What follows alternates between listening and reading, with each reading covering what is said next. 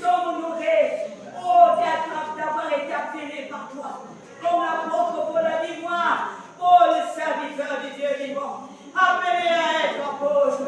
Seigneur, tu nous as appelés, Seigneur, par nos noms, tu nous as appelés de nos nations, tu nous as appelés de nos peuples, tu nous as appelés de nos cultures, tu nous as appelés de nos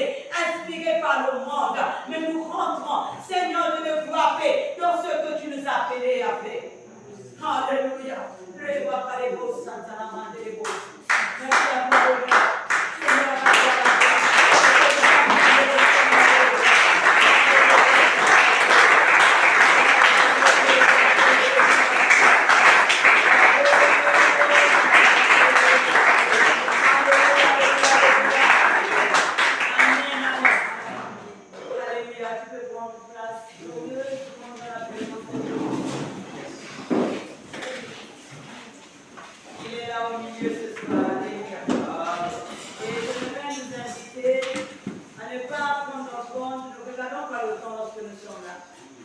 Mais regardons parce que le roi David a dit un jour dans sa présence pour mieux que 1000 années. Un jour dans sa présence, une heure dans sa présence pour mieux que des heures ailleurs. Alléluia. Alors nous adorons notre Dieu et nous le célébrons par tout ce que nous faisons. Alléluia. Nous repartons à nos textes de base. Alléluia. C'était 1 Corinthiens, c'est ça? Chapitre 4, au verset 2. Je vais laisser le micro. La Bible dit, nous reste comme le monde des dispensateurs. Tu es un dispensateur de la parole de Dieu. Alléluia. Tu es un dispensateur. Si tu ne dispensais pas la parole au sortir de ces moments, tu vas dispenser la parole. Amen. Amen, amen. Au sortir de ces moments, je prophétise que si je t'ai embrigadé par la peur, tu es libéré de ta peur au nom de Jésus. Amen, amen. Parce qu'il a dit que le peuple qui était assis, alléluia, dans la zone des Zabulon et des Naphtali, au bord de la mer, il a vu apparaître une lumière. Alléluia. Et ce soir encore, pendant ce séminaire, il a dit, Esaïe a dit, lève-toi car ta lumière arrive. Alléluia. Et la gloire resplendit sur toi. Amen. La gloire resplendit sur toi. Amen. En ce moment, la lumière de Christ vient et ta gloire resplendit. Alléluia. Ta gloire resplendit. Là où on ne te voyait pas, tu te démarques au nom de Jésus. Alléluia. Alors il dit que le reste qu'on demande des dispensateurs, c'est que chacun soit trouvé fidèle. Nous avons vu hier que nous avons défini ce que c'est la loyauté et la déloyauté. La loyauté comme la fidélité, la constance, le respect des engagements. Alléluia. Amen, amen. Et la déloyauté comme l'infidélité. Nous avons vu qu'il était important d'enseigner ces deux thèmes. Loyauté et déloyauté parce que l'Église en a besoin. Alléluia. Et parce que la loyauté, alléluia, c'est la clé de l'expansion. La loyauté, c'est la clé du développement. Comment on appelle ça, l'évolution. Alléluia.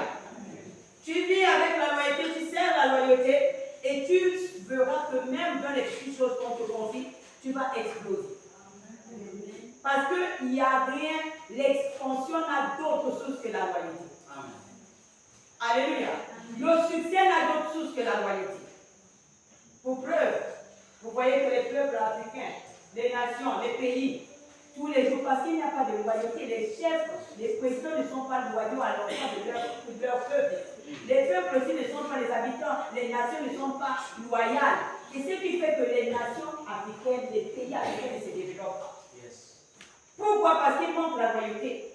Il manque la loyauté dans la gestion des ressources humaines. Il manque la loyauté dans la gestion des biens, des ressources naturelles des pays. Ce qui fait que le développement et l'expansion devient difficile.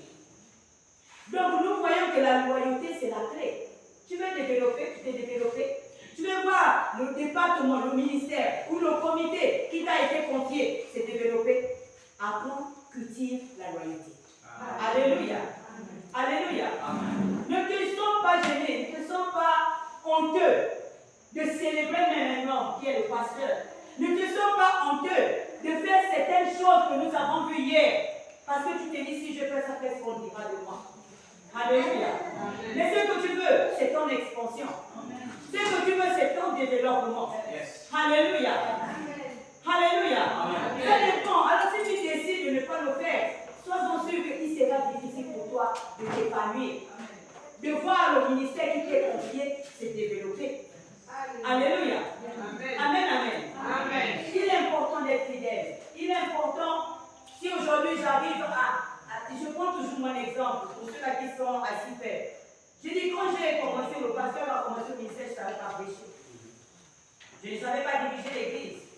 Mais j'étais là, j'observais. Je regardais ce qu'il faisait. J'étais là à chaque fois, malgré mes occupations. Je laisse l'école des enfants, je suis là, je regarde. Il dit,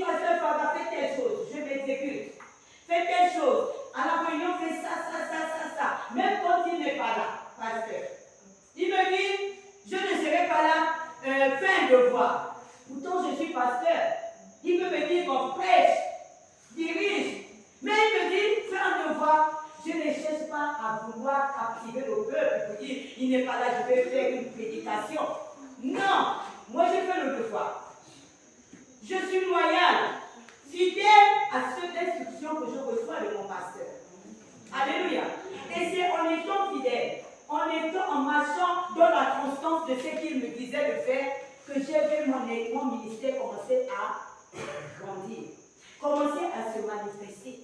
Alléluia. Avant, je ne savais pas prier. Quand je prie pour les gens, je me disais, est-ce que les gens, l'onction va se développer? Est-ce que l'onction va faire? Est-ce que l'onction va agir? Mais aujourd'hui, à cause de cette loyauté-là, je ne doute plus. Alléluia. Je ne doute plus. Et je vous assure que, en parlant de cette année, il m'a dit, Pasteur Farah, c'est vous le responsable de l'église d'hier. Quelle grande charge. Amen. Alléluia. Je n'ai jamais négligé les hommes, à part depuis le commencement du ministère. Alléluia. Mais la fidélité. Je ne pensais pas qu'un jour je pouvais me dire que tu es responsable de l'église. Alléluia. Amen. Donc, la loyauté, c'est la clé du développement, de l'expansion. Tu veux faire des exploits avec le Seigneur, sois fidèle. Mais à qui? À l'autorité qui est au-dessus. Et l'autorité qui est au-dessus de vous et que Dieu a placé, c'est le pasteur. Tu veux voir ton ministère se développer. Tu es peut-être simplement et que tu es au-dessus de toi, le comité, les responsables des départements et comités. Sois fidèle. Le responsable va te dire, fais ceci, fais cela, fais ça. Ne te dis pas, mais pourquoi c'est seulement moi? Alléluia. Mais simplement, comme Josué, mets-toi au service. Comme Jésus, notre modèle par excellence, mets-toi au service. Alléluia. Amen. Nous voyons même qu'il n'est pas obligé. Il a dit non pas ma coupe. Oh, si cette coupe pouvait s'éloigner de moi. Il a dit si cette coupe pouvait s'éloigner de moi. Mais il n'avait pas d'autre choix. Voilà pourquoi hier j'ai dit que le leader doit suivre les ordres. Il a été de voir. Le premier devoir, c'est suivre, répondre aux ordres. C'est suivre les ordres. Voilà pourquoi Jésus a dit non pas ma volonté, mais que ta volonté se fasse faire. Il a dit si cette coupe, parce que c'était difficile. C'était un moment difficile. Un moment crucial pour l'humanité. Jésus était apeureux. Il se demandait qu'est-ce qu'il allait se passer. Il voyait la souffrance. Ça veut dire que la nuit de sa pendaison, sa suie s'est transformée en sang. Parce que c'était compliqué. C'était un devoir. C'était une mission compliquée.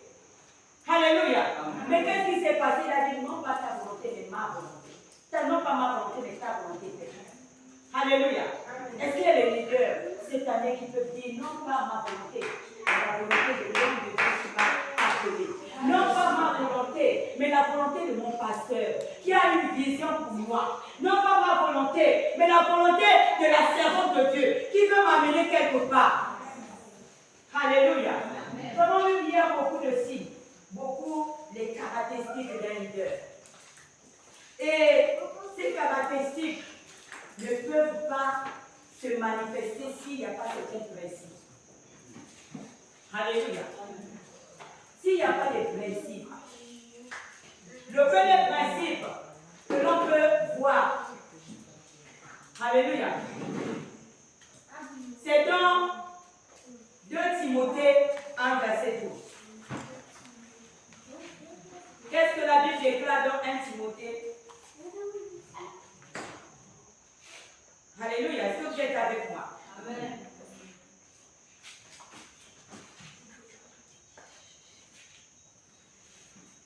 Timothée 1, verset 12. Qu'est-ce que l'apôtre Paul dit à son fils Timothée? Il dit, et c'est à cause de cela que je souffre ces choses. Mais j'en ai point honte, car je sais en qui j'ai cru.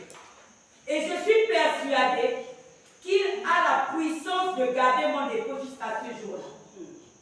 Il dit, je sais en qui j'ai cru et je suis persuadé. Alléluia. Le premier principe pour être un assistant, un leader, un pasteur loyal, c'est d'avoir la persuasion totale. Tu ne peux pas suivre un homme si tu n'es pas persuadé. Tu ne peux pas suivre le Seigneur si tu n'es pas persuadé. Si tu n'as pas une totale confiance en la personne.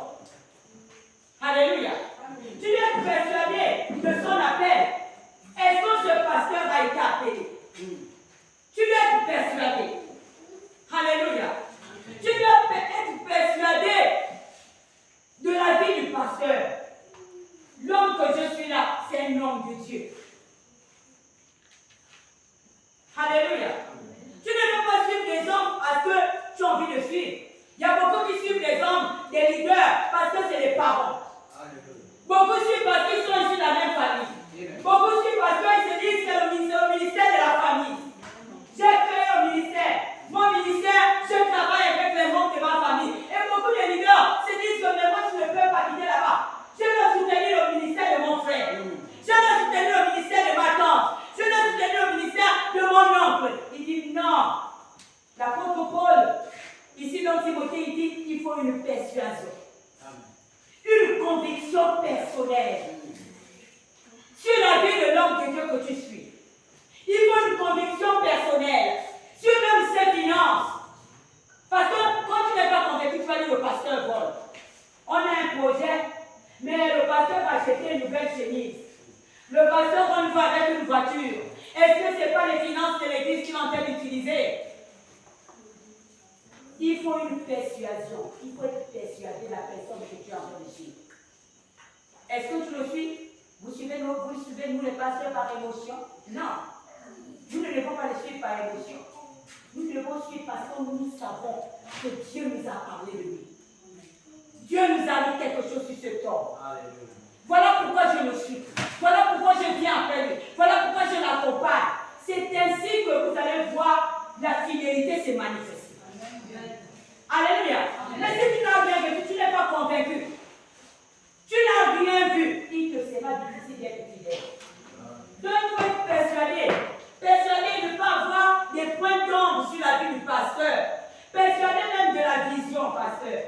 Lorsqu'on fait une vision, lorsque l'année commence, on doit développer la vision. Pour que les compagnons, les assistants, puissent être persuadés qu'ils doivent suivre le pasteur dans la vision-là. On a donné la vision, peut-être les pasteurs ont donné la vision. Toi, le leader, tu dois être persuadé pour que les membres rentrent dans la vision du pasteur. Alléluia. Si tu n'es pas persuadé, rien ne se passera. Alléluia. Est-ce que vous êtes avec moi? Amen. C'est une rencontre des leaders. C'est une rencontre des hommes et des femmes nues. Alléluia. Amen. Voilà pourquoi il a dit ne confiez pas les choses saintes aux petits-enfants. Et les choses saintes n'ont pas été confiées ce soir à des petits-enfants, mais à des hommes et des femmes fermes. Vous êtes des hommes et des femmes bâtis. Vous êtes des hommes et des femmes construits. Des hommes et des femmes qui ont été équipés. Alléluia. Amen. Donc ne te considère pas comme un simple moi, rien du tout. Tu te dis je n'ai rien. Pourquoi le pasteur m'a peut-être parce que j'ai balayé l'église? Non. Ça du potentiel. Amen. Amen, amen. Amen. Et il faut être présent dans la vision. On fait comprendre aux fidèles. Même si vous passez un mois dans la vision, il est inconcevable qu'un fidèle, qu'un assistant du pasteur, un responsable ne puisse pas maîtriser la vision. Alléluia. On te demande c'est quoi la vision de l'église, tu ne connais pas les textes. Tu ne connais pas tout, mais tu es leader comme moi. Alléluia. Tu dois faire un travail, t'imprégner, manger la vision. Il a dit mange le rouleau. Il dit mange le rouleau. C'est qu'il a dit à Jean. Je pense que c'est là. Voilà. Il dit mange le rouleau. Mange le rouleau, que la parole rentre dans tes nerfs. La vision doit rentrer dans tes nerfs. La vision doit rentrer dans chaque cellule de ton corps. La vision doit rentrer. À tel point que même si on te réveille la nuit, tu sursautes, tu récites la vision. Parce que tu es leader. Tu es compagnon d'eux. Tu portes, le pasteur ne porte pas la vision seul. Tu portes avec ses leaders. Alléluia. Donc si toi tu ne portes pas la vision, tu es en train de faire faux bon. Parce que Dieu t'a placé là, il t'a appelé cette année pour accompagner le pasteur à porter l'âge. Il y avait des gens qui portaient, qui accompagnaient à porter l'âge. Alléluia. Qui suivaient. Donc si toi tu estimes que moi je ne peux pas, je ne suis pas là. Je ne suis pas persuadé. Je ne connais même pas de quoi il est mis à l'église. C'est dangereux pour toi. Alléluia. Si tu es dans cette situation, il faut dire, pasteur, moi je pense que, je ne sais pas si je me suis trompé, mais ma place n'est pas là. Alléluia. L'autre principe, c'est quoi? la loyauté doit aller à la personne, à l'autorité supérieure. C'est que ça veut dire quoi? Moi, je suis là, à l'église si faible, nous avons deux pasteurs. La loyauté des membres ne doit pas aller au pasteur papa. La loyauté des membres doit aller au pasteur qui sont fidèles d'eux, qui est le chef du pasteur papa. Ça veut dire que si vous, le pasteur lui-même, assistant que je suis, deuxième pasteur, ma loyauté va à l'endroit du pasteur, ce qui fait qu'il n'y aurait pas de souci. La loyauté des membres, des assistants, naturellement peut aussi aller au pasteur principal. On ne cherche pas à se disputer. On ne cherche pas à savoir qui est le plus grand pasteur. Alléluia. C'est simple. On doit savoir qu'avant moi, il y a quelqu'un. Alléluia. Je n'ai pas à me disputer ou à chercher une position pour qu'on me reconnaisse. La seule position pour laquelle je travaille, c'est à l'endroit de mon pasteur principal. Moi, ma fidélité, c'est à son endroit. Alléluia. Et quand il y a beaucoup, par exemple, le cas des leaders, il y a beaucoup de leaders, quelquefois, les leaders se demandent vers qui on doit aller. Non, on n'a pas besoin, même s'il y a beaucoup là, c'est l'autorité qui est au-dessus. C'est la seule autorité qui compte aux yeux de Dieu. Ce n'est pas savoir que le leader là, dans le son pas, il va dépasser le pasteur. Le seul qui a autorité à Nazareth ici, c'est le pasteur payant. C'est à lui qu'on doit donner la fidélité, honorer ce qui. Ainsi fait, c'est le pasteur sont fidèles. Si vous m'honorez, vous êtes en train de biaiser et aller à l'encontre des principes. Alléluia. Comme ceux qui sont chez le pasteur Aïcha. Ce n'est pas au pasteur Aïcha qu'on doit rendre la loyauté. C'est au pasteur Mike Jordan. Parce qu'on va dire c'est lui. Et celui qui honore le pasteur principal va honorer forcément celui qui est après. Amen. Alléluia. C'est des principes simples. Et l'autre principe, c'est quoi? C'est éviter de garder les informations pour soi. Alléluia. Il a dit dans 1 Corinthiens 5, verset 1. Il dit, on entend dire généralement qu'il y a parmi vous de la débauche. Et une débauche telle qu'elle ne se rencontre même pas chez les païens. C'est au point que l'un de vous a la femme de son père. Alléluia. Ça, c'est l'apôtre Paul qui parle à l'église de Corinthe. Il dit, on entend dire. Il y a des leaders qui ont la manie de garder des informations pour eux. Ils sont informés d'une situation à l'église, ils cachent. Ils veulent gérer ça. Il ne faut pas que le pasteur soit au courant. Il ne faut pas que le pasteur, et puis on garde les informations par divers soins. Un bon leader loyal ne garde pas les informations. L'apôtre Paul n'était pas à l'église de Corinthe pendant qu'il écrivait. Il dit, j'entends dire. Ça veut dire que parmi les leaders, il y a quelqu'un qui lui a glissé l'information. Qu'il y a certains qui sortent avec les femmes de leur père, leur frère. Alléluia. Amen. Il y a beaucoup de fidèles qui pensent que, en tout cas, le pasteur n'a qu'à faire les trans là-bas. S'il fait les trans, s'il est un homme de Dieu, il va découvrir ce qui se passe à l'église.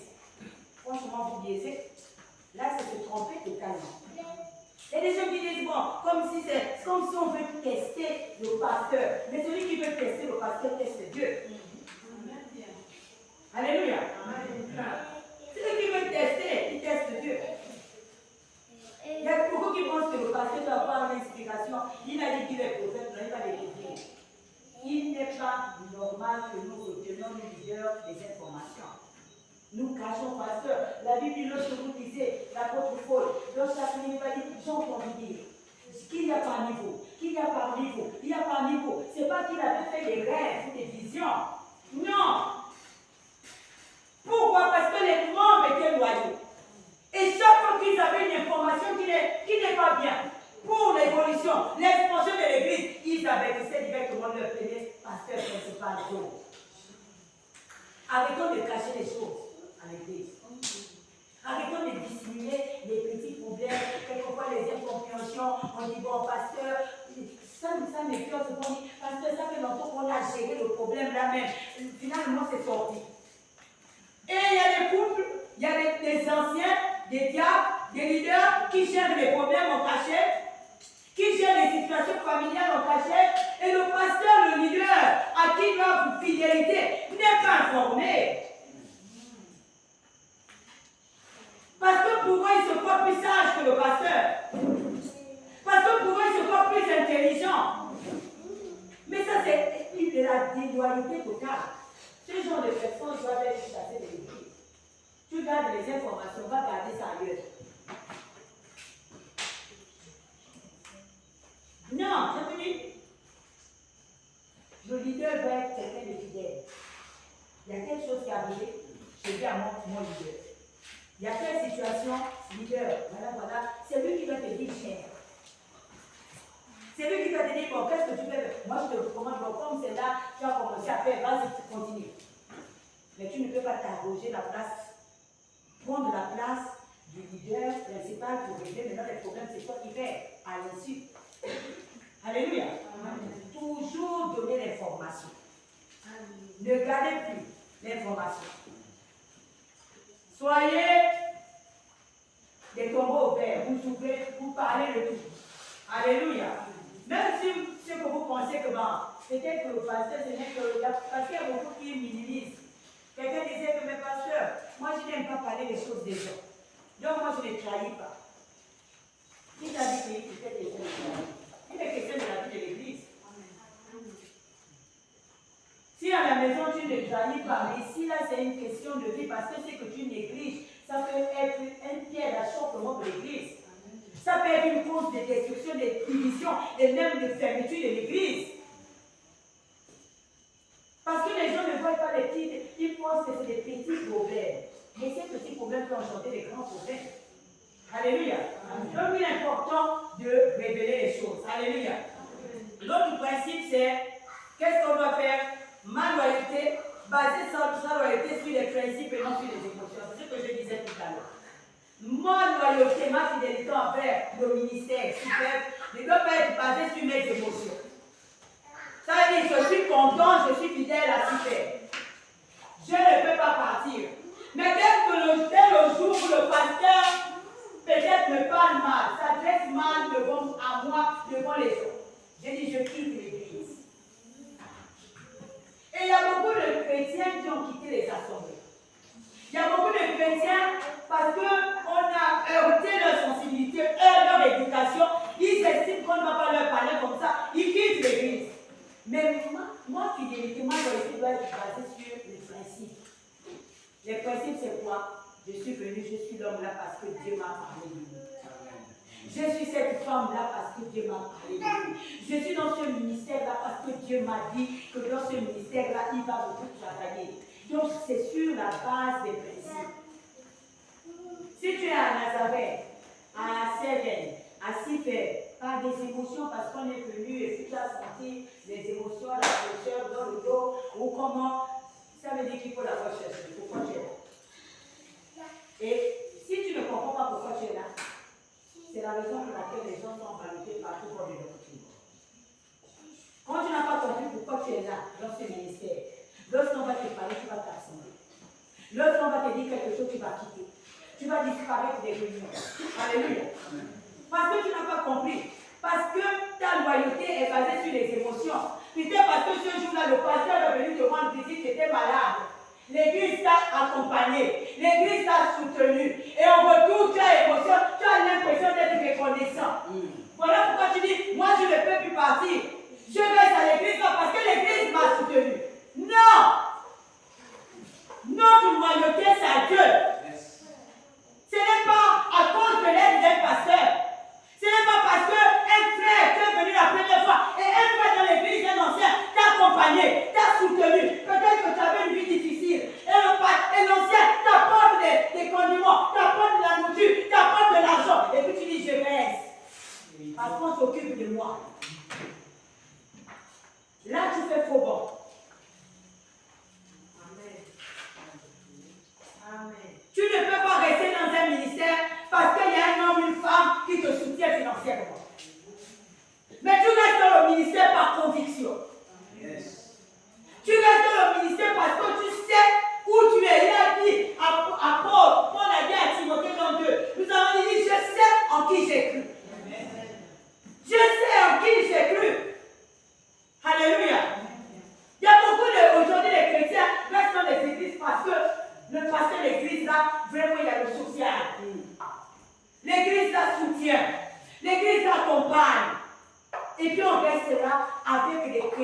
déloyaux, avec des infidèles, cachés comme des caméléons. Alléluia. Amen. On doit être sincère. Tu es venu t'approcher là pourquoi? Tu as si fait pourquoi? Tu as Nazareth pourquoi? Tu as Sérène pourquoi? Si quand tu sauras le pourquoi, tu vas t'approcher à ce Amen. Alléluia. Si tu ne le sais pas encore, il y a beaucoup qui partent, qui viennent. On a les fidèles, un jour c'est la bonne saison. Ils sont tous là. Après un moment, c'est la mauvaise saison d'hiver. On compte les fidèles. On compte. Ils sont où?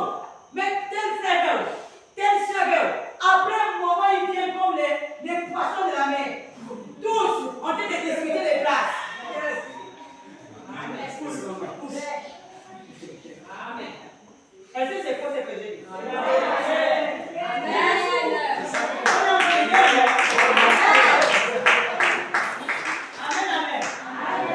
Il faut arrêter ça. Si tu n'as pas compris pourquoi tu es là, approche-toi de ton pasteur qui t'explique. Il te dit, voilà la vision de l'église.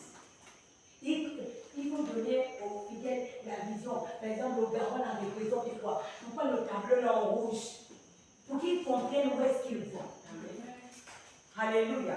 Le peuple d'Israël savait qu'ils partaient à Canaan. Et ils savaient leur direction. Dieu leur avait dit, je vous emmène dans un lieu pour le lait et le miel. Et ils savaient ça.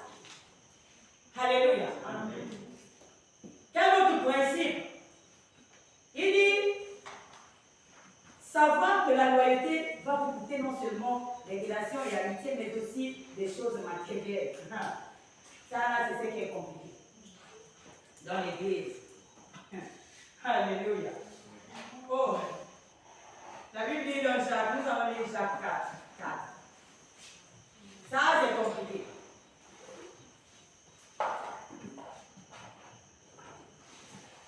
Alléluia. Jacques 4 dit adultère.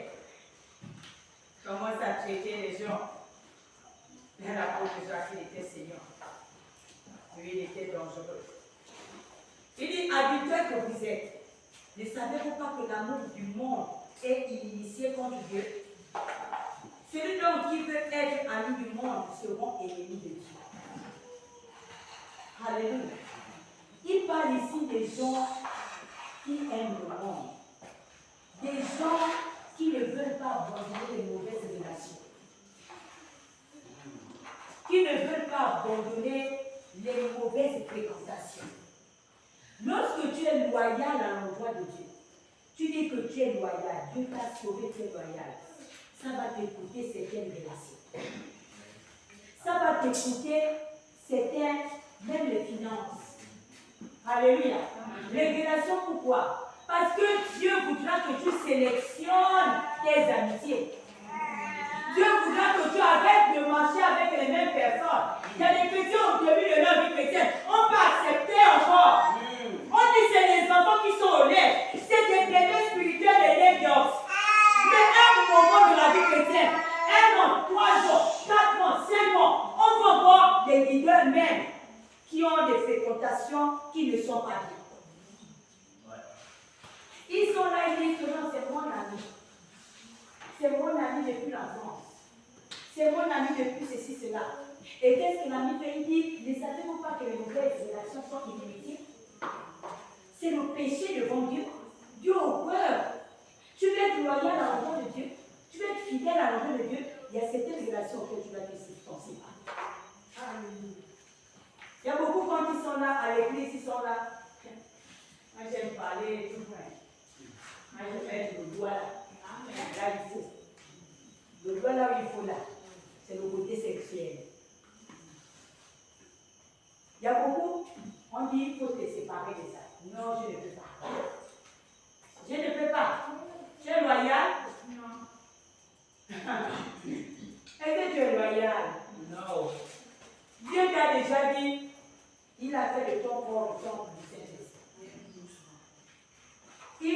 fait ton corps, mais il ne savez-vous pas, il a dit, ne savez-vous pas que vos corps sont devenus les membres de Christ? Ne savez-vous pas que votre corps est devenu le temple, la maison de Dieu? Lorsque Dieu pose cette question au travers de l'apôtre Paul, c'est pour dire quoi? Que arrêtez maintenant de souiller vos corps. Parce que j'ai fait de votre corps ma résidence. J'ai fait de votre corps ma maison. C'est là où je viens habiter. Mais il y a certains, malgré ça, ils disent que je suis loyal, je suis fidèle à Dieu. Mais il y a certains endroits donc cachés là-bas. Même le pasteur ne sait pas. Les leaders ne savent pas. On va seulement un moment la sève avec le gros banc. On voit le frère abandonné. C'est maintenant le frère qu'on voit la foi en train de marcher maintenant dans la nuit. Il y a des relations qui doivent être brisées. Ici, au niveau des leaders, nous devons savoir, oui, moi j'ai encore des sentiments, je ne vais pas laisser mon copain là. Tu es là dimanche, tu loues le Seigneur, levez les mains, le Dieu Saint, tu chantes la sainteté de Dieu, au fond de ton cœur là-bas. Encore Satan, l'accusateur, il dit, je t'ai dit, toi tu lèves les mains, est-ce que toi tu es toi tu lèves les mains, là, tu veux aux autres le faire. Le main, la même personne qui a sorti quand on dit maintenant Sainte Seine, ceux qui veulent voir la Sainte Seine, on s'assoit. Alléluia. Amen. Satan ne veut pas avoir des occasions pour nous accuser. Voilà pourquoi il a dit la loyauté doit nous amener à se séparer de certaines relations. Tu es fidèle avec Dieu et tu vas avancer dans la vie, tu vas avancer dans le ministère, tu vas avancer dans ta marche avec le Seigneur, tu dois te séparer de certaines relations. Un assistant du pasteur, le pasteur lui-même doit s'en séparer parce qu'il est loyal à l'endroit de Dieu. Le membre, l'assistant aussi doit s'en séparer parce qu'il est loyal non pas à l'endroit du pasteur mais de Dieu. Alléluia.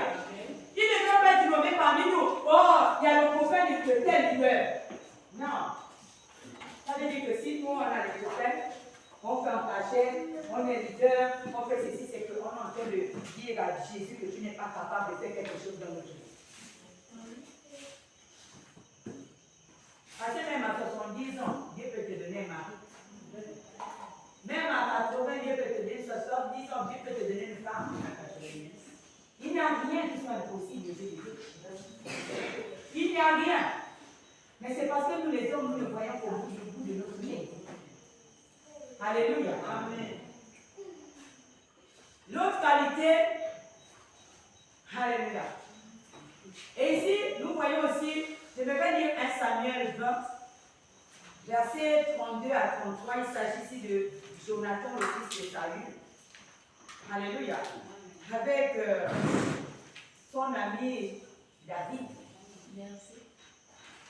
Il est écrit au verset 32. Il dit, Jonathan répondit à Saül, mon père, et lui dit-il, pourquoi le ferait-on mourir quand il fait une part de David? Parce que Saül a décidé de mettre un terme à la vie de David. Il dit, mais qu'est-ce que David a fait? Qu'est-ce qu'il a fait? Qu'a-t-il fait? Au verset 32, il dit, et Saül dirigea sa lance contre lui pour le frapper. Jonathan comprit que c'était chose résolue chez son père. Alléluia. Ici, c'est Saül et Jonathan et David qui font alliance. L'alliance qu'ils font, c'est comme l'alliance que nous faisons avec le Seigneur lorsque nous acceptons. Et dans cette alliance, ils se promettent de soutenir les familles des autres, de garder les familles des autres. Et là, voilà, pendant qu'ils ont fait l'alliance à l'insu de Saül, ils ont fait une alliance. Saül décide de mettre un terme parce qu'il voit que David a déjà toute la gloire. Les gens chantent la louange de David. Il décide de mettre fin à la vie de David. Mais plus qu'il a une alliance, David a une alliance avec Jonathan, lui dit à Jonathan, prend la parole pour dire à son père, mais qu'est-ce qu'il a fait? Qu'est-ce qu'il a fait? Vous voyez, lorsque nous avons lu que sans intimité, sans loyauté à David, il a failli lui couper la vie. Son père a pris la lance pour traiter à Jonathan. Alléluia. Voilà pourquoi il y a des relations.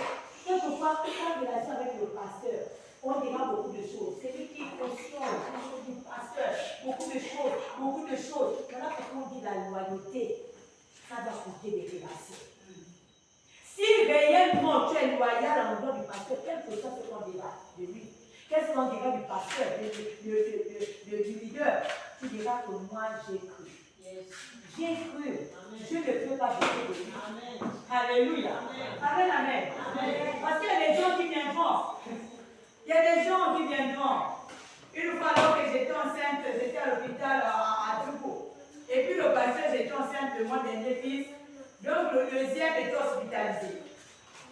Et à 6 heures, le pasteur dormait là-bas. Moi, je dormais à la maison à cause de la conformité des lits, tout ça là. Et puis j'avais 7 mois. Et puis, un jour, une soeur voit le pasteur sortir. Elle passe en taxi, elle voit le pasteur en train d'arrêter le taxi. Elle dans sa tête. Elle dit, le pasteur a trompé la femme. Donc là, il revient de chez sa copine à 6 heures du matin. Et la sœur a murmuré dans son cœur pendant des années, pendant des mois. Murmuré. C'est à la naissance de l'enfant. Quand je regarde le livre biblique, qu'elle dit, pasteur, excusez-moi, vraiment ce jour-là, je vous avais vu à Djougou. Mais quand elle dit au passé, son genre vous dit, est-ce que c'était dans les conditions-là, vraiment l'intonation du fidèle pour montrer, est-ce que tu étais avec maman ou comment? Les gens vont toujours accuser les pasteurs, accuser les leaders. Tel a fait ça. Mais ta loyauté là, c'est là où on va vous savoir si réellement tu es attaché au leader, à ton pasteur. Si réellement là, quel que soit, tu peux faire briser les amitiés avec d'autres personnes qui abusent ta personne, les préférés. C'est là où Dieu veut prouver ta loyauté. Amen, amen. C'est pas quand tout est rose. C'est pas quand vous allez sur le pasteur et vous reçoit autour d'un jus. Non. C'est quand les gens vont commencer à venir parler. Votre pasteur là, il touche l'église. Votre pasteur là fait ceci, cela. Mais si tu es capable de soutenir, pour dire, moi, je préfère m'arrêter avec toi là. Tu n'es pas un bon ami, je préfère continuer avec mon pasteur. Alléluia. Ça va t'écouter. Alléluia. Il dit ici le 6e principe, c'est la loyauté de votre analyse. Ça c'est important, l'analyse d'abord pour toi-même. Alléluia. L'analyse pour toi-même.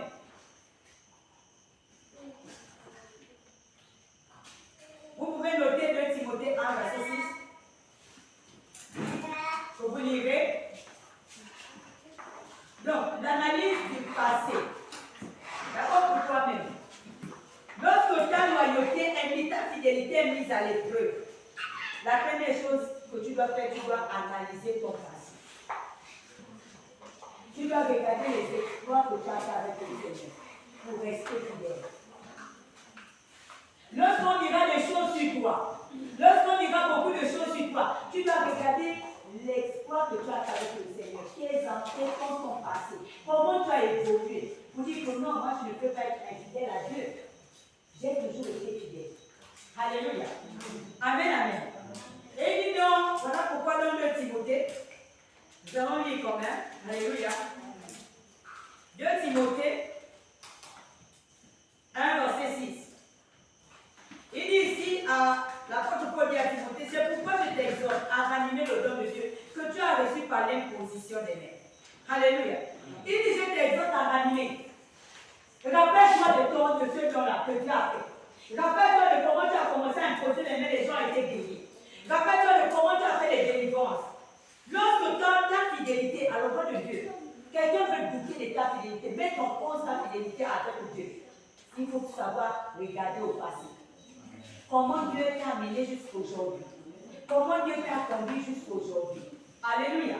Également, lorsque la loyauté est mise à l'épreuve par rapport à un homme de Dieu, tu dois regarder la vie de cet homme de Dieu. C'est vrai qu'on a dit ça sur le pasteur. Mais comment est cet homme de Dieu là? Sa vie est comment? Il y a beaucoup qui sont prêts d'écouter et puis sur le champ ils jugent. Ils ont marché avec le pasteur. Ils sont restés avec longtemps avec le pasteur. Mais c'est le premier à jeter les pierres. Alléluia. Ils ont voulu jeter les pierres au maître Jésus. Quand Jésus parlait, ils étaient prêts. Et pourtant, c'était la même équipe qui suivait Jésus. Quand il faisait les miracles, ils suivaient. Mais à la fin, ils étaient prêts à Jésus. Alléluia. Il y a des gens, des fidèles qui essaieront toujours de vouloir jeter les pierres. Alléluia. Amen. Donc il faut faire l'analyse de l'individu qu'on critique. Le pasteur, dans le critique là, est-ce que ce qu'on peut dire de lui là est vrai ou faux? Ne commence pas à dire oui, tu as raison, ma soeur. Moi là, je vois le pasteur là, c'est là où Satan commence à te dire, tu as vu, mais la fin des livres avait fait comme ça. La fin des livres là, tu as vu comment il avait parlé. Et puis c'est là où Satan te montre même un regard du pasteur. Oh, le pasteur a bien été combattre les sœurs, les mamans. C'est là où Satan trouve. Pourquoi? Parce que ton esprit commence à errer. Ton esprit n'est pas focalisé. Ton esprit n'est pas fondé. Et qu'est-ce que Satan fait? Commence à vouloir te dire, il a expliqué que regarde. J'avais vu dans la fois dernière. Il faut faire une analyse des pasteurs. Lorsqu'on parle des noms de Dieu, à ce moment-là, on dit, est-ce que l'homme de Dieu là, sincèrement, il est capable de faire? Alléluia. Amen, amen. Est-ce que vous êtes avec moi? Amen. Amen. Amen. Et l'une des choses à faire aussi, il faut faire l'analyse du message. Il y a beaucoup de chrétiens, la Bible dit que les chrétiens devraient analyser tout ce qu'on leur disait. Il y a des chrétiens, des leaders qui se contentent de lire par la Bible. Si on leur dit à gauche, on vient là-bas, on va te dire, il y a un leader dans une église où on était envoyé nos bruits. Il aimait une femme, une soeur d'une autre assemblée. Et puis on a dit, tu es baptisé, oui, au nom de qui? Au nom de Jésus. Au nom du Père, du Fils et du Saint-Esprit. Et puis, à l'église, on a dit, tu peux la faire en fait ça. Ton baptême là n'est pas le bon baptême.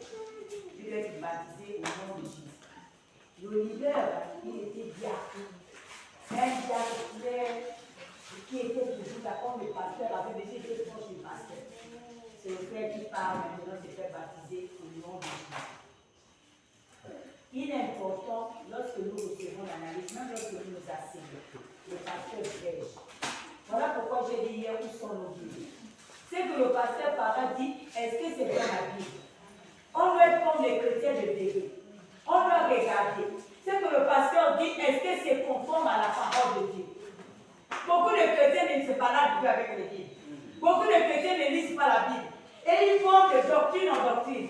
On les pousse ici, pas ça. À gauche, il passe. À droite, il passe. Le même chrétien va fréquenter 1000 et une églises. On va lui dire que les miracles là-bas, ils courent. On va lui dire que là-bas, il y a des guérisons, ils courent. Là-bas, on a ressuscité les morts, il va ramasser l'ancien ou le diable qui est, on est supposé penser qu'il est enraciné. C'est lui qui va prendre sa famille. Quand le pasteur se retrouve là-bas, il voit la personne. C'est honteux pour l'église.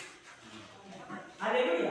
Amen. Tu dois t'asseoir. Pendant qu'on prêche, tu regardes la Bible, tu regardes la Bible, tu regardes le message. Est-ce que mon pasteur prêche le bon message? Est-ce que ce message-là est conforme à la parole de Dieu? Après, on va te dire, va faire telle chose. Va lire, va voir telle chose. Pourquoi? Parce que les gens ne lisent pas la Bible. Alléluia. Le pasteur va venir ici. Si je dis, le pasteur par là, la personne qui va avoir l'ancien, venez essuyer. Vous ne me connaissez pas. Quelqu'un va venir, il va tomber, les deux points du niveau, l'autre tombe. Pourquoi? Parce que la première vérité que l'on entend. Si tu jettes vous donnes la conviction que quelque chose va marcher, ça va marcher. Alléluia. Donc, lisons le message reçu. Alléluia. L'analyse aussi doit être sur la parole de Dieu. Alléluia. Il dit, je vous exhorte à prendre garde, dans Romains 16, verset 17, à ceux qui causent des divisions et des scandales, au préjudice de l'enseignement que vous avez reçu. Faites garde, attention à l'enseignement que vous avez reçu. Ne rentrez pas dans les discussions avec les gens, par exemple les témoins de Jéhovah, on va te dire, il y a que 144 personnes qui seront sauvées, et puis tu rentres dans les discussions avec. Tu n'analyses pas. Le leader qui était là, on va le voir maintenant en train de distribuer les brochures en demain. Alléluia. Amen. Il faut faire attention. Alléluia. Il faut faire attention. On va y les pêches dans les églises.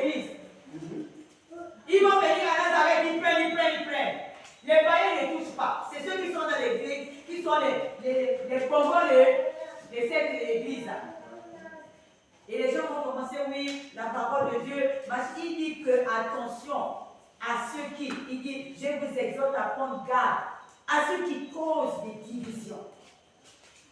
Alléluia. Amen. Amen, amen. Amen. Le 7e principe, c'est la culture de l'allégeance. Tu veux prospérer, tu veux t'étendre dans la loyauté. À cause de la loyauté, tu veux grandir, te répondre. Tu dois avoir une culture de l'allégeance. La culture peut être définie comme la manière dont nous pensons et faisons les choses chez nous. Pour moi, dans chaque église, nous sommes 3 églises réunies. À Nazareth, il y a la façon de faire, de penser, de faire les choses. À Sifet, il y a une façon de penser. Chaque église a une façon de penser, de faire les choses. Alléluia. Si nous on vient ici, on va sentir à votre culte, il y aurait une façon de faire et de penser. Vous venez à Sifet, il y aurait, à Nazareth, à Séven, il y aurait une façon. Alléluia. Amen, amen. Amen. La culture d'une église est une force très puissante. Alléluia. Amen. La culture, c'est quoi? Beaucoup dans l'église, quand on regarde, on dit, viens t'asseoir là, le pasteur s'assoit et tous les gens pensent que bon, ce que je disais, on peut manger le bon chocolat ensemble. Et puis on s'assoit sur la même table que le pasteur, on est là. Il y a une culture.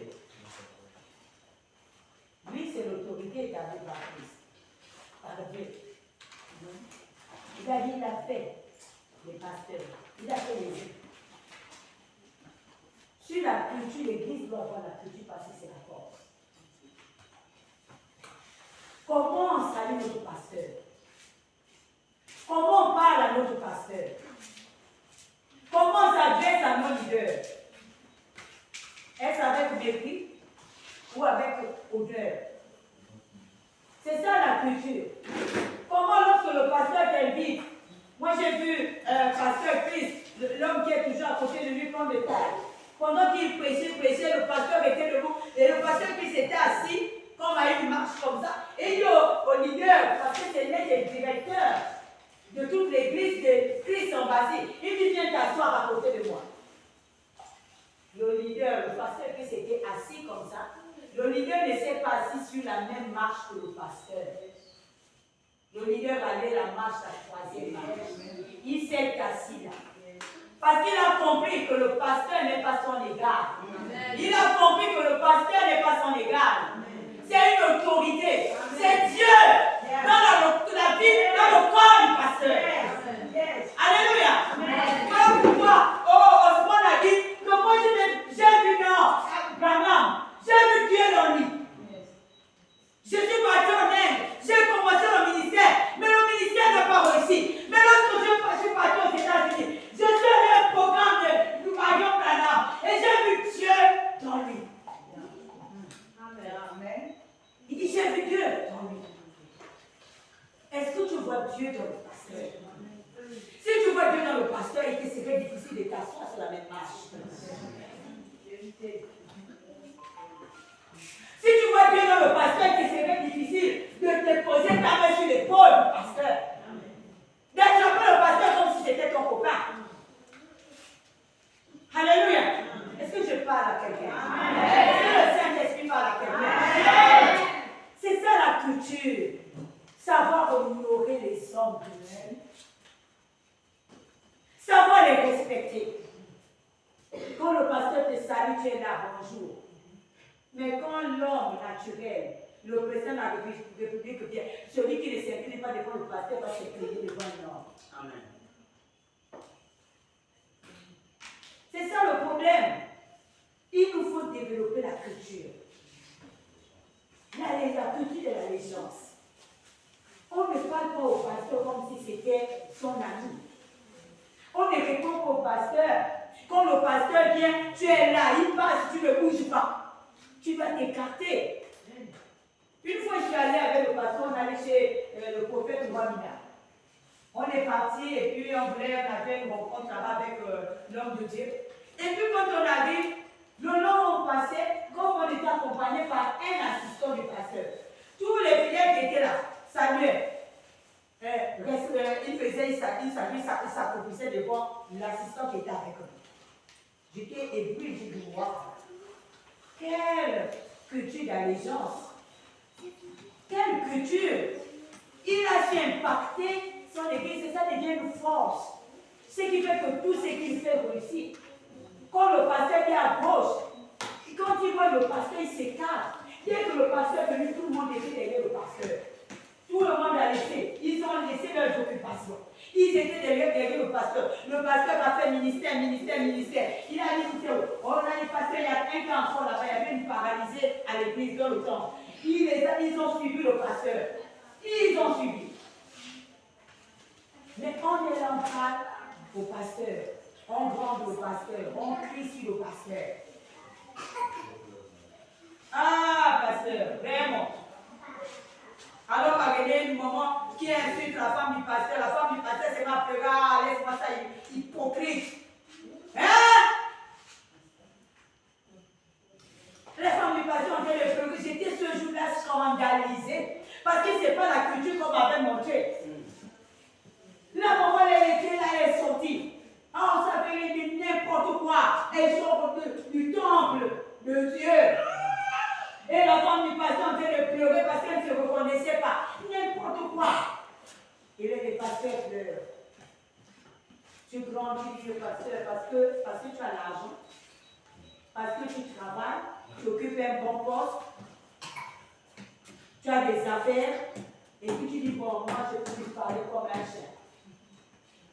Mais tu parles à Dieu. Tu parles à Dieu. C'est Dieu alors. Voilà pourquoi Osborne, c'était l'un des Américains qui a fait un grand. Il a fait le plus grand ministère. La plupart des anglophones là s'inspirent d'Osborne. Il n'est pas parti voir Marion Branham en tant que physique. Il est parti voir, il a dit, j'ai vu Dieu dans l'homme. Il faut avoir la culture. Lorsque le pasteur passe, tu regardes un pasteur. Le pasteur, quand il te parle, même tu dis, ah, Seigneur, merci, je te renvoie. Le pasteur s'est adressé à moi. C'est toi qui t'adresses à moi. C'est lorsque tu vois, les gens vont développer ça, que les miracles vont se faire facilement. C'est lorsque les gens vont développer ça, que les guérisons vont faire. Mais comment l'onction va opérer si les gens n'honorent pas l'onction de l'homme de Dieu? L'onction ne peut pas opérer.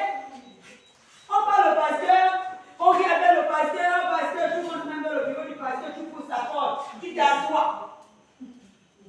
Il ne t'a même pas dit de t'asseoir. Tu es déjà assis. Ah, pasteur, vraiment, tu comprends. Est-ce que pour raconter, faire un bilan, pasteur, tu as besoin de t'asseoir? Tu vas t'asseoir, tu prends des libertés, tu t'assois. Pour faire un bilan, pasteur, tu as besoin de t'asseoir. Tu attends qu'ils te disent, assois-toi à ta place. Tu commences debout, tu parles. Et tu vas avoir un écart. Tu ne peux pas parler au visage du pasteur. Vous êtes maintenant les égaux. Tu parles, il parle. Non. La fois dernière, je ne sais pas quel fidèle m'a rencontré au magasin là, au niveau de score. C'est cadeau. Et puis, je ne sais pas si c'était un membre fidèle d'ici ou bien de chez l'évangéliste Jimmy. Et puis j'étais avec une collaboratrice de travail, un levier. Le marché, puis le fidèle est venu. Dès qu'elle s'est mise à mon niveau, elle s'est inclinée comme ça pour chou parce qu'elle est passée. Et puis elle a dit, oh, c'est comme maintenant quand on s'agenouille de qu'on soit comme ça. Je lui ai dit que non, c'est les principes du royaume. C'est les principes du royaume. Mais quand les gens voient, pour certains l'obéir, va dire pourquoi je m'humilie.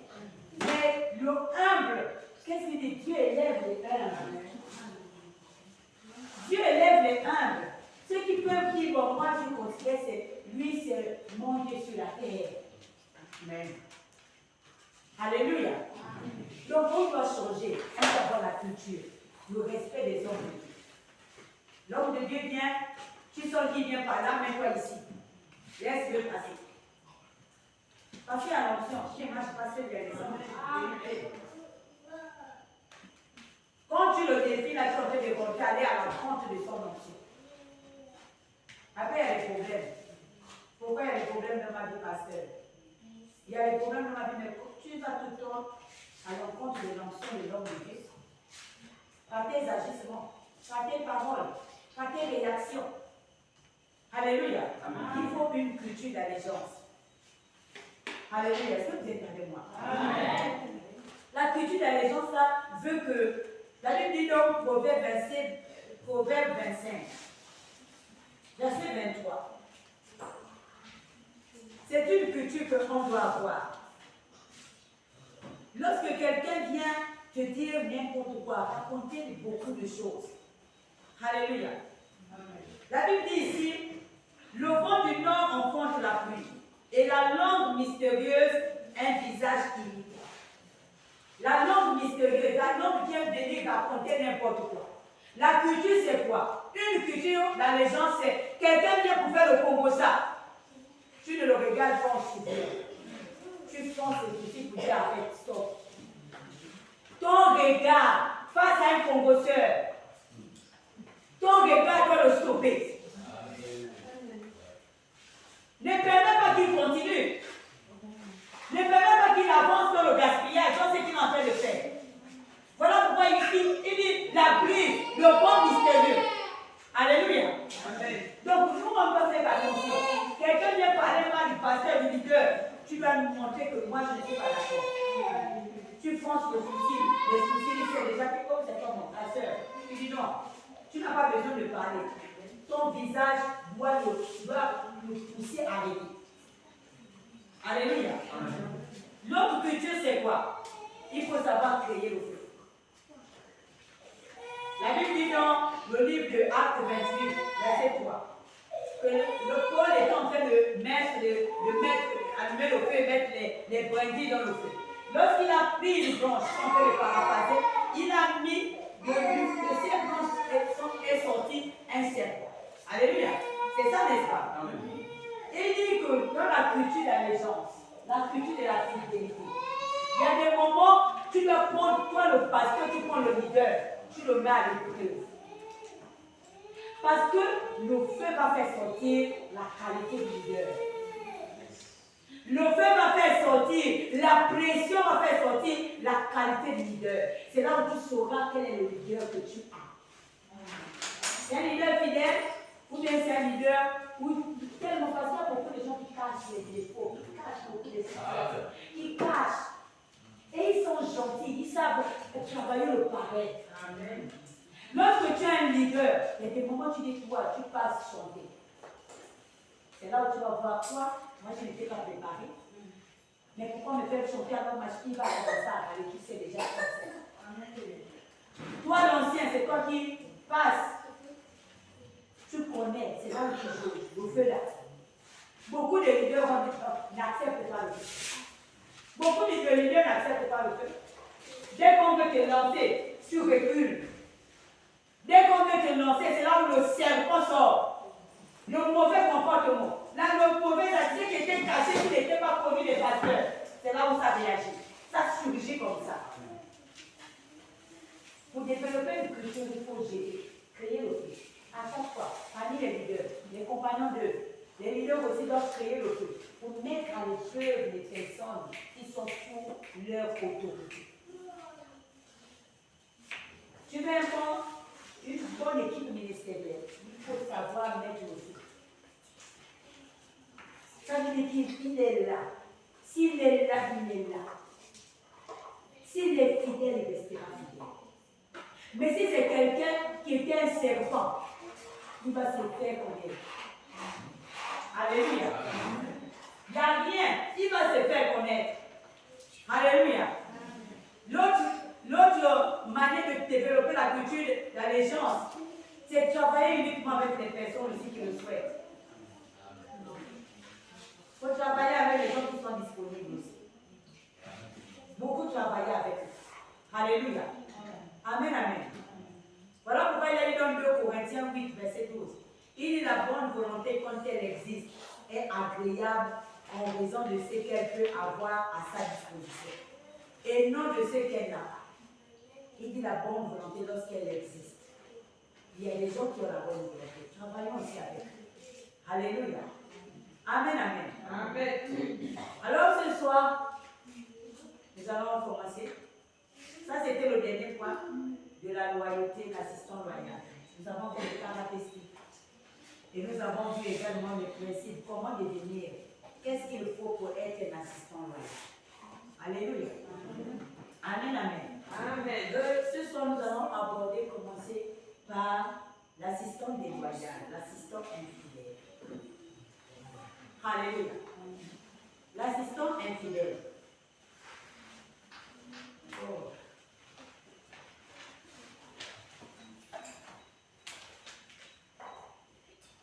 Amen, amen. Amen. Qu'est-ce qui amène l'assistant infidèle, l'assistant à être infidèle? De même, nous allons voir les signes de l'infidélité. Mais ce soir, qu'est-ce qui amène peut-être l'assistant qui a commencé à être loyal à devenir déloyal?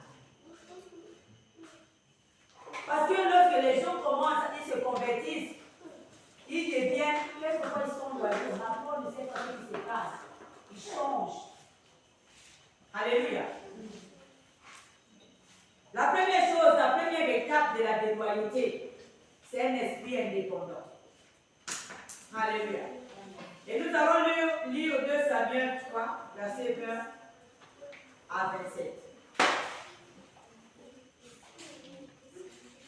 L'esprit d'indépendance amène le leader qui était loyal à être déloyal. Et nous allons voir ça ce soir. 2 Samuel 3. Vous êtes à la page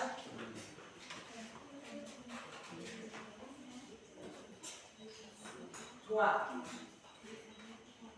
Nous commençons au verset 19. Abner parla aussi à Benjamin, et il alla rapporter aux oreilles de David à les pensées qu'avait résolu Israël et toute la maison de Benjamin. Verset 20. Abner arriva auprès de David à Hébron, accompagné de 20 hommes. Et David fit un festin à Abner et à ceux qui étaient avec lui. Abner dit à David, je me lèverai et je partirai pour rassembler tout Israël vers mon Seigneur le roi. Ils feront alliance avec toi et tu régneras entièrement selon ton désir. David renvoya Abner qui s'en alla en paix. Voici Joab. Alléluia, dit Joab. Il dit voici Joab et les gens de David revinrent d'une excursion. Joab c'était l'un des soldats, le bras droit de David. Alléluia. Donc quand Abner et David, Abner c'était, comment on dit, l'ennemi de David, l'ennemi du royaume d'Israël. Et David commence à faire alliance avec Abner. Mais Joab, son premier ministre, son bras droit n'était pas là. Le commandant en chef de son armée. Alléluia. Il était absent. Il dit, permettez-moi de revenir. Alléluia. Il dit, voici Joab. Voilà. Voici Joab et les gens de David revinrent d'une excursion et amenèrent avec eux un grand butin. Abner n'était plus auprès de David à Hébron, car David l'avait renvoyé et ils s'en étaient allés en paix. Lorsque Joab et toute sa troupe arrivèrent, on fit à Joab ce rapport. Il y a toujours dans les leaders, ceux qui font les rapports à certains leaders. Alléluia. Parmi nous là, il y a certains qui aiment faire les rapports, le pasteur a dit. On fait le rapport à l'absent pour toi. Celui qui est absent, il est absent. Parce que quand tu fais le rapport, là, tu déplaces même, tu déformes les propos du pasteur. On a convoqué une réunion des leaders. Il n'est pas venu. Tant pis pour les absents. Ne sois pas celui-là qui laisse les mauvais rapports. Parce que dans ton rapport, tu ajoutes ton côté que tu ne dois pas ajouter. Il dit, on fit à Joab ce rapport. Abner, fils de Ner, est venu auprès du roi, qui l'a envoyé. Et il s'en est allé en paix. Joab se rendit chez le roi et dit, qu'as-tu fait? C'est quand moi l'assistant qui va dire au pasteur, qu'est-ce que tu as fait? Il veut les comptes le compte rendu. Il faut que le pasteur lui fasse lui rende compte de son acte. Il dit, quand tu fais, voici Joab est venu vers toi. Pourquoi l'as-tu envoyé et laissé partir? Tu connais Abner, fils de Ner. C'est pour te tromper qu'il est venu, pour épier tes démarches et pour savoir tout ce que tu fais. Et Joab, après avoir quitté David, envoya sur les traces d'Abner des messagers qui le ramenèrent depuis la citerne de Sira. David n'en savait rien. Lorsque Abner fit le retour à Hébron, Joab le tira à l'écart au milieu de la porte, comme pour lui parler en secret. Et là, il le frappa au ventre et le tua, pour venger la mort d'Azaël, son frère. Alléluia. Vous voyez à quel point la déloyauté est dangereuse. La déloyauté te pousse même à demander au pasteur des comptes, à oser poser à l'homme de Dieu que qu'est-ce que tu as fait. Alléluia. Ici on voit, nous allons également lire, alléluia, 2 Samuel 18, pour mieux comprendre la personnalité de Joab. 2 Samuel 18. Verset, on va voir 5 à 14. Chapitre 18, verset 7. La Bible dit, le roi de main se tord à Joab, toujours le même Joab, à Abishai et à Itaï. Pour l'amour de moi, doucement avec le jeune Absalom. Ça, c'est Absalom, le fils de David, qui s'était révélé contre son père. Et David dit à Joab, doucement avec Absalom, le jeune Absalom. Et tout le peuple entendit l'ordre du roi à tous les chefs au sujet d'Absalom. Le peuple sortit dans les champs à la rencontre d'Israël, et la bataille eut lieu dans la forêt d'Éphraïm. Là, le peuple d'Israël fut battu par les serviteurs de David, et il y eut en ce jour une grande défaite de 20 000 hommes. Le combat s'étendit sur toute la contrée, et la forêt dévora plus de peuple ce jour-là que l'épée n'en dévora. Absalom se trouva en présence des gens de David. Il était monté sur un mulet. Le mulet pénétra dans les branches entrelacées d'un grand tébérinthe, et la tête d'Absalom fut prise au tébérinthe.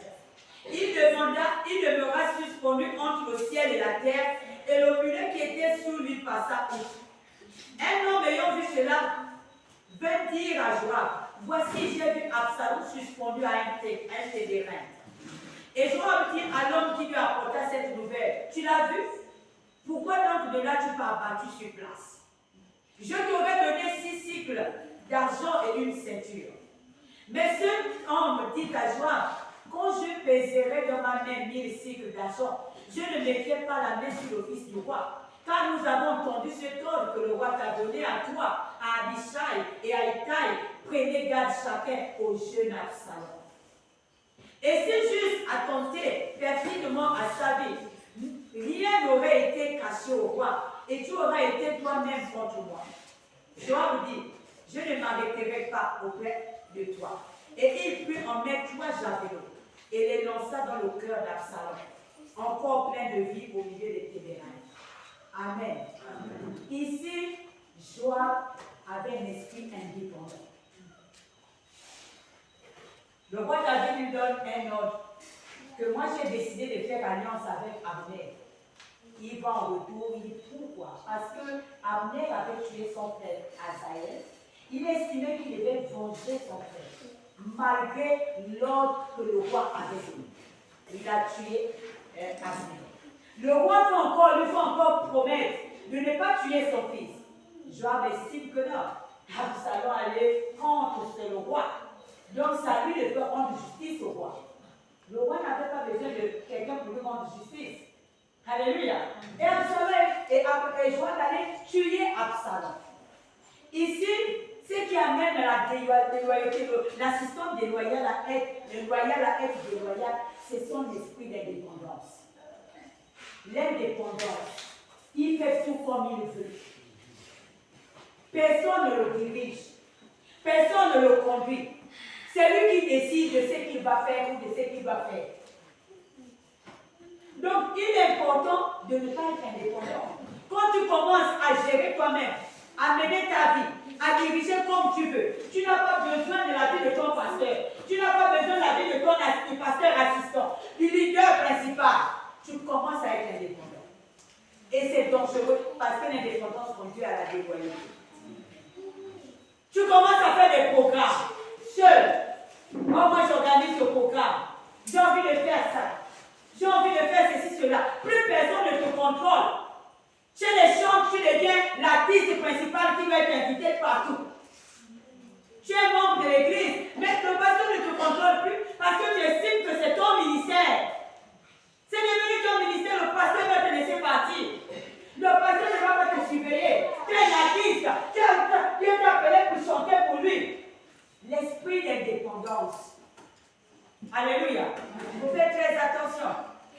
Tu dois refuser d'être indépendant. Tu dois refuser de marcher comme tu veux. Alléluia. Avoir une attitude qui, personne ne va te maîtriser. Personne ne te maîtrise.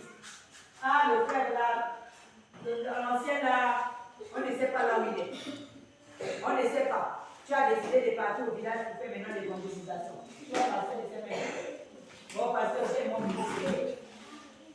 Si tu avais le ministère, pourquoi Dieu t'a mis sous l'autorité des pasteurs? Parce que tu as besoin d'apprendre. Alléluia. Amen, amen. Donc, faisons attention à l'esprit d'indépendance. Où tu es là, tu viens tranquille. Tu fais ce que tu veux. Tu t'assois, on te dit même à sortir là, tu dis non, tu t'assois là-bas. Tu es indépendant. Personne ne va te donner les ordres. C'est dangereux, chers frères. Un indépendant n'a pas sa place à l'église. Parce que l'église, c'est une association, c'est une organisation. Si tu es indépendant, tu vas te maîtriser, puisque l'église, c'est une organisation. C'est une famille. Là où il y a un chef. Les indépendants n'ont pas de place. Il faut les chasser.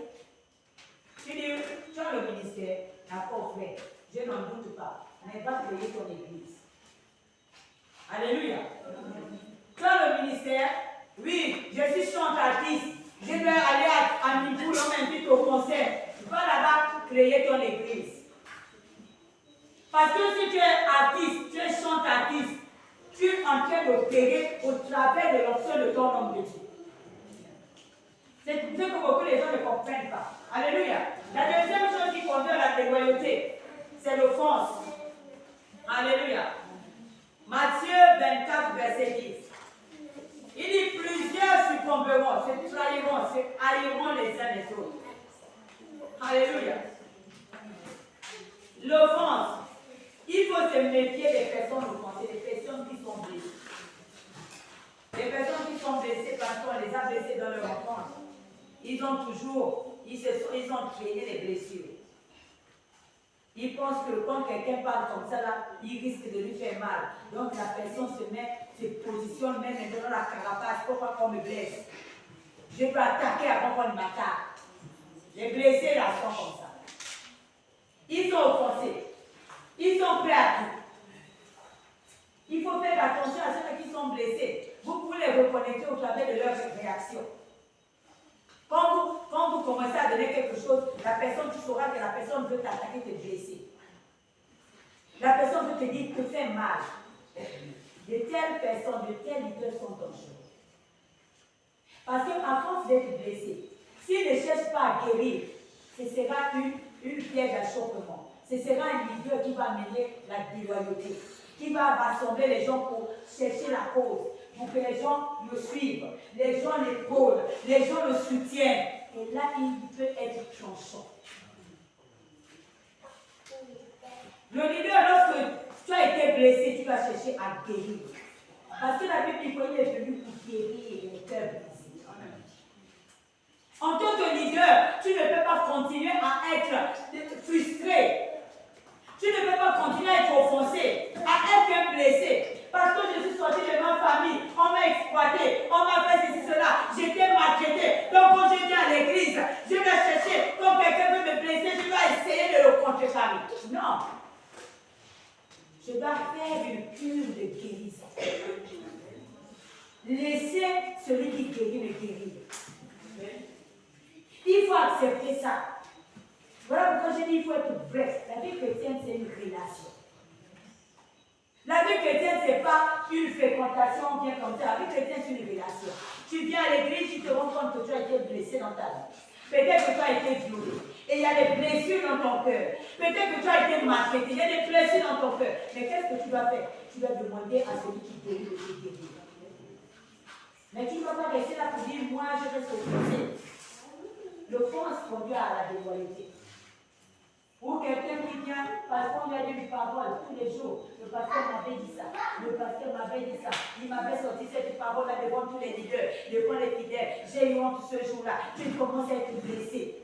Mais quand tu laisses Satan à te manipuler, ce n'est pas une arme que Satan va utiliser contre l'église de l'intérieur. Donc tu dois faire attention. Il a dit malheur va qui au scandale. Tu vas refuser d'être blessé, dire moi je ne veux pas être un objet de scandale à l'église. Moi je ne veux pas être un objet de scandale au milieu de l'équipe ministérielle. Je ne veux pas être un objet de scandale. Parce que l'offense va t'amener plus tard à affronter le pasteur, affronter ton leader. Parce que tu n'es pas guéri, tu as gardé la blessure.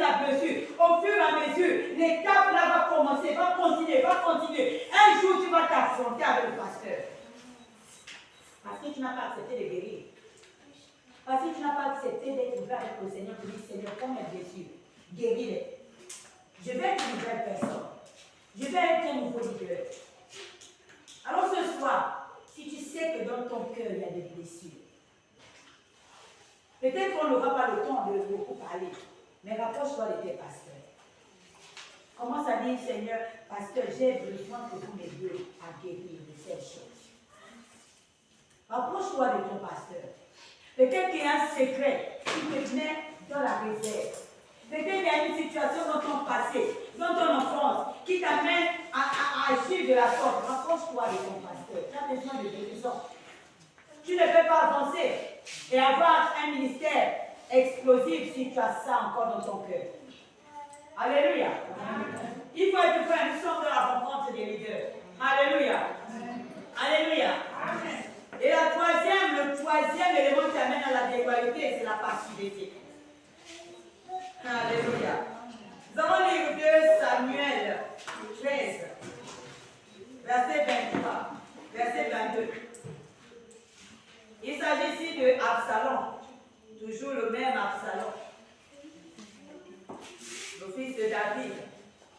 Au verset 22, la Bible déclare que, alléluia, Absalom ne parla ni en bien ni en mal avec Amnon. Amnon, c'est le son des frères. Et Amnon a convoité à désirer leur sœur. Alléluia. Leur sœur Tamar. Il a commis, on appelle ça l'inceste avec sa sœur. Alléluia. Donc, c'était la sœur de Absalom, le même né. Amnon était l'enfant du père. Donc, Amnon va et désire sa sœur, il sort avec sa sœur. Mais après être sorti avec la sœur, on dit Absalom, puisque David n'avait rien dit. David n'avait pas parlé. Il n'a pas grandi, il n'a pas tué Amnon le fils. Donc pendant ce temps, Absalom ne parlait ni en bien ni en mal avec Amnon. Mais il le prit en haine parce qu'il avait déshonoré Tamar, sa sœur. Alléluia. 2 ans après, verset 23, comme Absalom avait les tondeurs à Baal-Hatzar, près d'Éphraïm, il invita tous les fils du roi. Absalom alla vers le roi et dit, voici, ton serviteur a des tondeurs.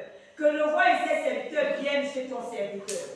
Et le roi dit à Absalom, non mon fils, nous n'irons pas tous, de peur que nous ne te soyons en charge. Absalom le pressa, mais le roi ne voulut point aller et il obéit. Absalom dit, permets du moins à Amnon, mon frère, de venir avec nous. Le roi lui répondit, pourquoi irait-il chez toi? Sur les instances d'Absalom, le roi laissa aller avec lui Amnon et tous ses fils. Absalom donna cet ordre à ses serviteurs. Faites attention, quand le cœur d'Amnon sera égayé par le ver, et que je vous dirai, frappez Amnon, allons tuez-le. Ne craignez point, ne c'est pas moi qui vous ordonne. Soyez fermes et montrez du courage. Alléluia. Amen. Vous voyez combien? La passivité, la blessure. Absalom était blessé, frustré de ce que sa soeur avait été abusée. Pendant 2 ans, il a gardé la haine là. Et dans l'église, il y a des gens qui gardent la haine. Et c'est quelquefois pendant un programme, quand le pasteur tellement l'onction, le Saint-Esprit convainc, parle, que les gens commencent à dire, sœur, j'avais quelque chose contre toi. Il dit, pendant 2 ans, il avait de la haine pour son frère. Pendant 2 ans, il faisait semblant. Il était blessé. Au lieu de chercher à guérir, son père n'avait pas trouvé un inconvénient. Lui n'avait pas trouvé un problème. Il a dit, Dieu s'en charge. Dieu va s'occuper de la situation de mes enfants. Mais Absalom avait fait de ça son problème. Il y a des gens qui font des problèmes, des choses de l'église, leurs problèmes. Et ils deviennent blessés. Ils prennent les choses de l'église comme c'était les leurs. Ils portent ça comme si c'était à lui qu'on a fait ça. Il a été blessé pendant 2 ans. Il a murmuré la haine. Murmuré. Jusqu'à le convaincre son père. C'était une astuce. Il a dit, viens, il y a une fête que je vais organiser. Mais l'objectif, c'était pas son père. Il voulait la présence de son frère. Parce qu'il avait déjà prévu l'enivrer de vin et le tuer. La passivité, l'offense peut amener les gens à être sans bouger. Absalom ne faisait plus rien, il attendait ce moment. Pendant 2 ans, il n'attendait que le jour. Et il y a des sœurs en Christ qui n'attendent que le jour où la sœur en Christ va lui dire, toi, bonjour. Dans l'église, tu n'attends que ça. Le jour où la sœur, tu t'imagines même la scène où tu vas la ramasser.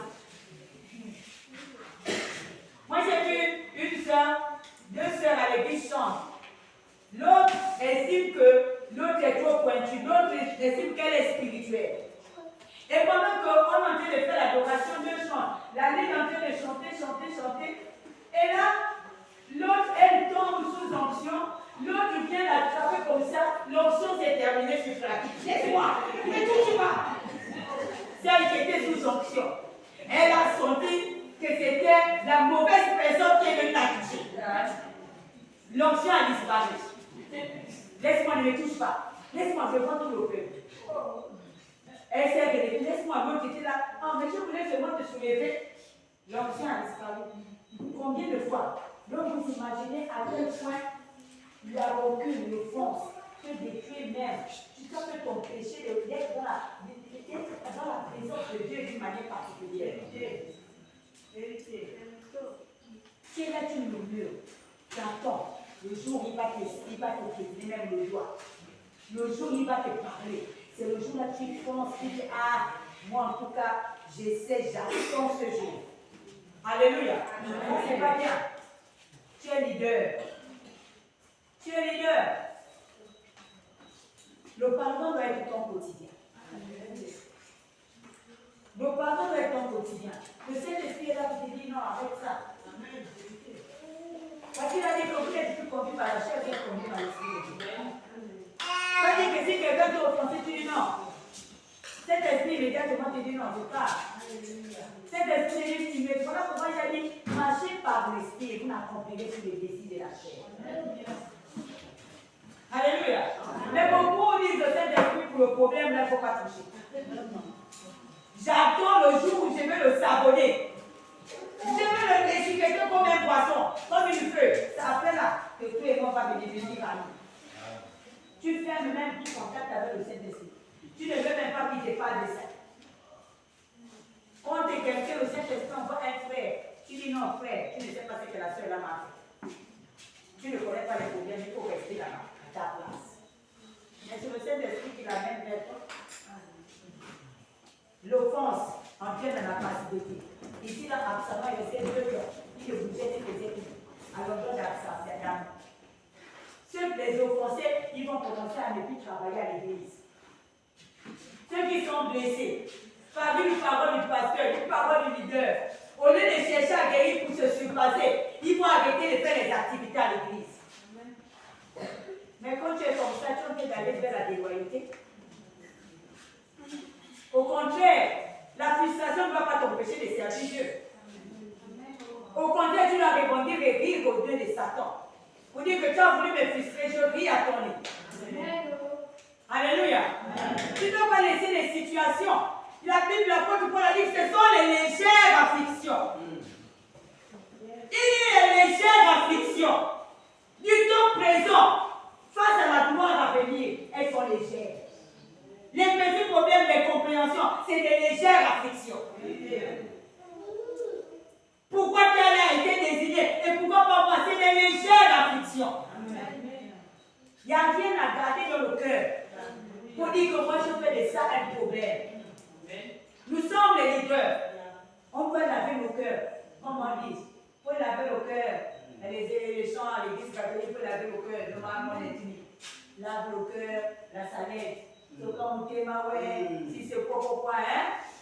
Vous ne comprenez pas moi, c'est Rwandi. C'est comme Théma, lave ton cœur. Lave ton cœur. C'est ça là, la culture, on doit laver le cœur. Chaque situation, tu t'enlèves, tu dis Seigneur, la paix, et tu se passes toute intelligence. Garde mon cœur en Jésus. Alléluia. Amen. Il dit aussi, le quatrième élément qui conduit à la déloyauté, c'est la critique. Nombre 12, verset 1. Ici, c'est Aaron et Marie qui s'élèvent contre Moïse. Il reproche à Moïse d'avoir épousé une Égyptienne. Alléluia. Il s'élève contre Moïse. Ici, la critique, quand tu commences l'esprit d'indépendance, t'amène petit à petit de force, après la passivité. Quand tu ne fais plus bien dans l'église, c'est là où tu vois les petits manquements des autres. Là où tu es sur le banc de touche, à l'église, c'est là où tu vois que la louange, là, il n'a même pas bien chanté. Quand tu chantes, on t'a dit, toi, tu es tellement frustré que tu ne veux plus rien faire. C'est là où tu vois les problèmes. Tu examines tout. À l'église, là, vraiment, le pasteur, là, c'est machin, il devait mettre la peinture, il devait faire ceci, cela, tu deviens critique. Tu ne gardes plus un petit défaut. Parce que tu ne fais plus rien à l'église. Ton esprit n'est plus occupé. Ton esprit est occupé maintenant pour regarder les défauts des autres. C'est ça là où la déloyauté, l'indépendance. Tu es indépendant, on a dit le deuxième moment, c'est quoi? Tu deviens offensé. C'est ça, non? Hein? Tu es là, blessé. Blessé là, tu deviens après passif. Comme on m'a blessé, je ne fais plus bien. D'abord, moi, je ne conduis plus le département. Je ne vais plus conduire le comité. Ils ont leurs préférés, non? Ils ont leurs personnes qu'ils aiment, non? Moi, je ne vais plus conduire. Ça commence à passer des petits, puis tu commences à délaisser. Mais quand tu t'assois là, comme Dieu le cœur, ce n'est pas un homme qui t'a amené, c'est Dieu. Tu vas commencer, ça bouge, ça bouge, ça bouge, ça bouge. Et puis tu commences à dire, si c'était moi, j'aurais fait ça. Tu commences à critiquer tout ce qui se passe. Les enseignements, ou même les certains qui vont dire, pasteur, ton message était bon, mais il y avait, si vous aurez pu dire ça. Tu veux même changer même le message du pasteur. Il fallait faire le deuxième point comme ça. Tu es des amis, tu estimes que le message n'était pas aussi excellent que ça. Ce n'était pas parfait. Alléluia. Il y a un homme de Dieu là qui m'a dit qu'un jour dans son église, avec quelqu'un qui disait, moi, pasteur, le jour où on va me laisser passer là, moi je vais dépasser. Je vais prêcher jusqu'à. Et puis, un jour, on lui a dit passe. Il est passé, il a prêché. Au bout de 5 minutes, il avait fini. Alors qu'il devait prêcher pendant 45 minutes. On lui a dit, le message est fini, mais il reste 40 minutes. Puisqu'il disait tout le temps que moi je peux. Je peux. Là où il était assis, il épiait les défauts des autres. Il épiait. Oh oui, il a fait ça. Pourquoi il a parlé comme ça? Il prêche même avec les fautes. S'il prêche avec les fautes, où est ton problème? Ce qui compte, c'est les fautes, c'est le message. Il ne parle pas bien français, où est ton problème? Dieu qui l'a racheté. L'a racheté avec les fautes de français. C'est Dieu qui va le parler sans français. Où est ton problème?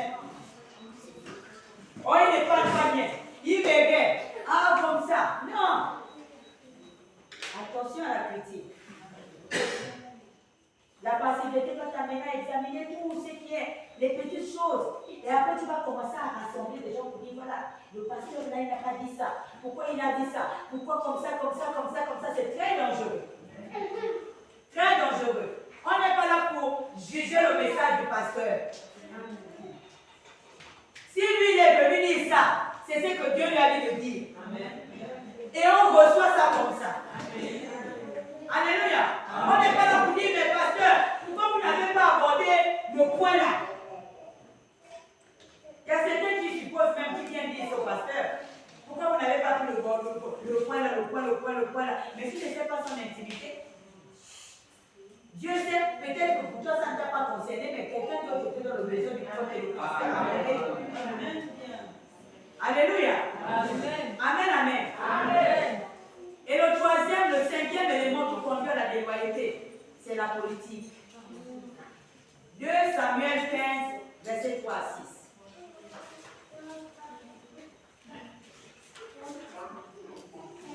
Alléluia, est-ce qu'on est à la page? La Bible dit qu'Absalom lui disait, vois ta cause est bonne et juste, mais personne que chez le roi ne t'écoutera. Absalom disait, qui m'établira juge dans le pays? Tout homme qui aurait une contestation, un procès viendra à moi et je lui ferai justice. Et quand quelqu'un s'approchait pour se prosterner devant lui, il lui tenait la main, le saisissait et l'embrassait. Absalom, 2 Samuel, je disais, alléluia, amen. 2 Samuel 15, de 3 à 6. Je suis au verset 6. Absalom agissait ainsi à l'égard de tous ceux d'Israël qui se rendaient vers le roi pour demander justice. Et Absalom planait le cœur des gens d'Israël, la politique.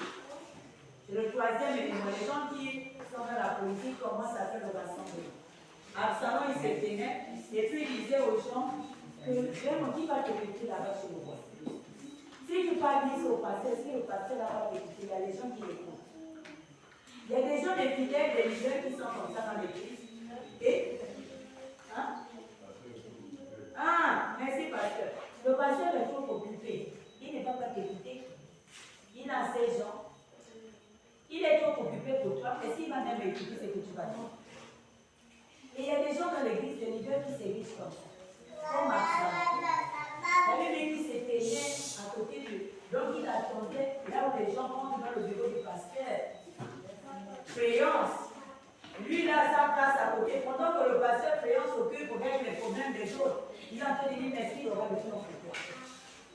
Et surtout si le pasteur Créance sort encore pour dire il a une urgence. C'est lui qui va dire, tu as vu, non, je t'avais dit.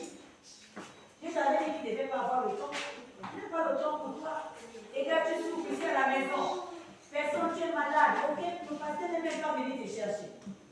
Il cherche quoi? Il est en train de convaincre les gens pour rallier sa cause.